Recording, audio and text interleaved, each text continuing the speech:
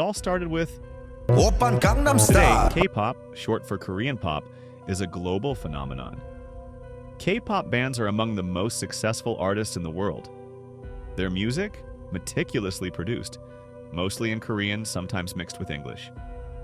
Their music videos, wild, colorful, and completely over the top. They rack up hundreds of millions of views. Their choreographies are jaw-dropping. Stadiums are packed. World tours are sold out. Here's Berlin last year.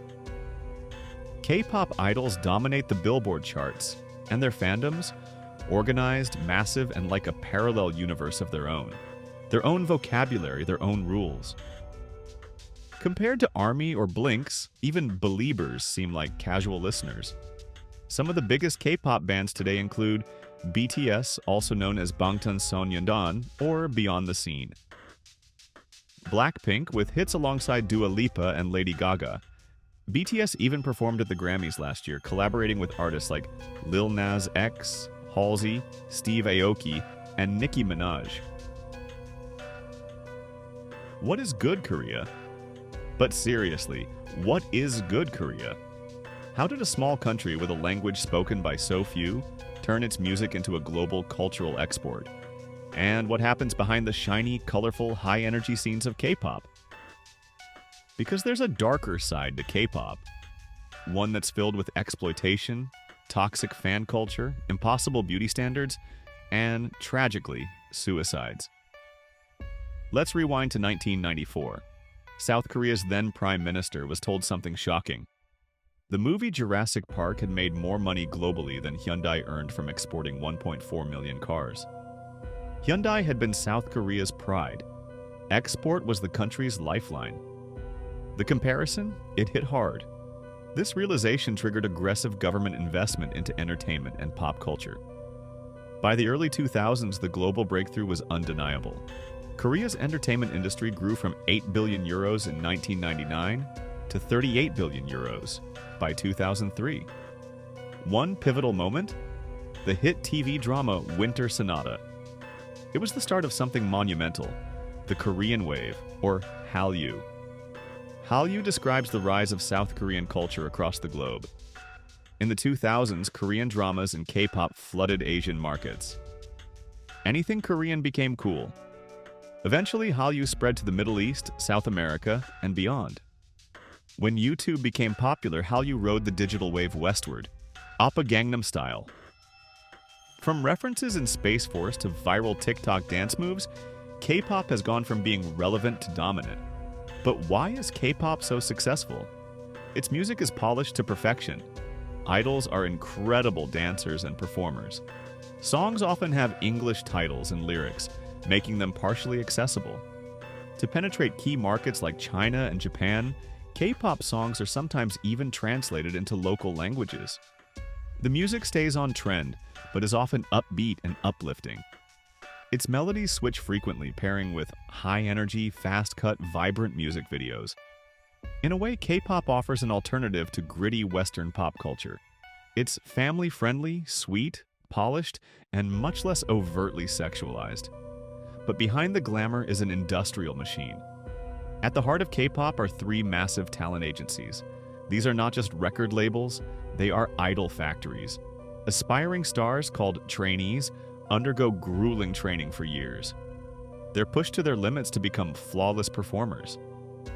This involves relentless dance practices, extreme dieting, fierce competition, and complete isolation from the outside world. Those who make it are placed into boy or girl groups. Each year, a few of these groups debut. From that point on, their members are known as idols. Their lives are controlled down to the smallest detail. The fandoms play a key role in the system. Take BTS fans, the ARMY, as an example. ARMY operates like a global movement. They have private forums and ranks within the community.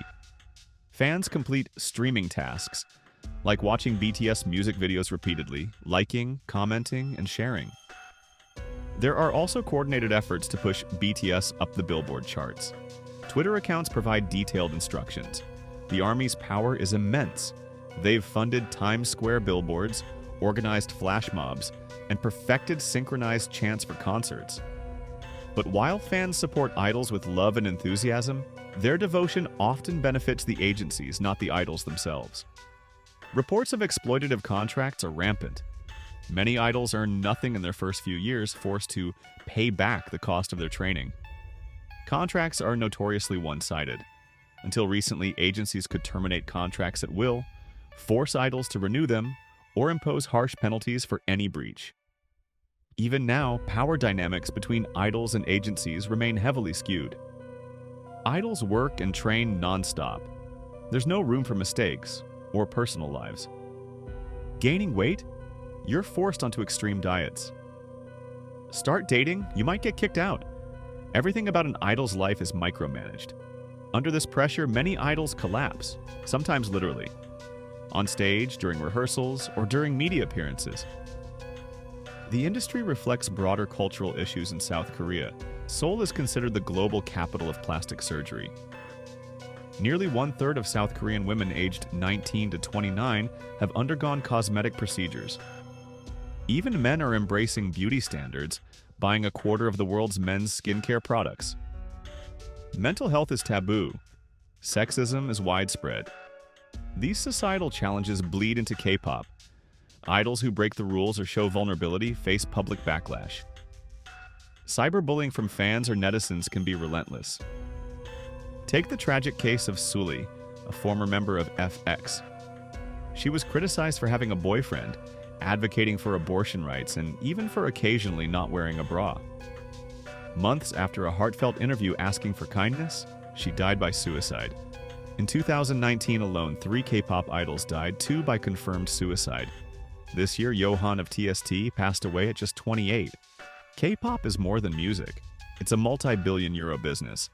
BTS alone contributes an estimated 3.5 billion euros annually to South Korea's economy. But at what cost? K-pop exports more than just music. It sells impossible beauty standards and relentless perfectionism. As fans, we should ask ourselves, are we complicit in sustaining an industry that exploits its stars? Hey, what do you think about the rise of K-pop and its darker side?